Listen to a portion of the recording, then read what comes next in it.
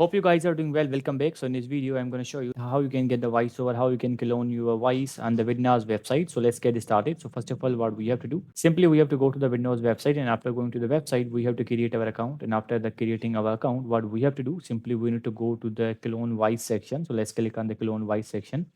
And after clicking on this here, you will get a lot of voiceovers here. What we need to do, simply we have to choose some settings here. Now, first of all, what we have to do, we have to choose the language, that which language you want. For example, I want the Portugal language. So let's click on this. And after clicking on this, what we have to do, simply we need to choose the gender. For example, I'm going to choose the gender like the female.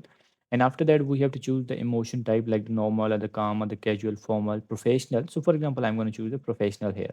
And after choosing the professional, you will get all your things according to your need. For example, what I'm going to do, I'm going to choose the English here. So let's choose the English, and English female professional. You will get your voiceovers according to your settings, according to your these filters.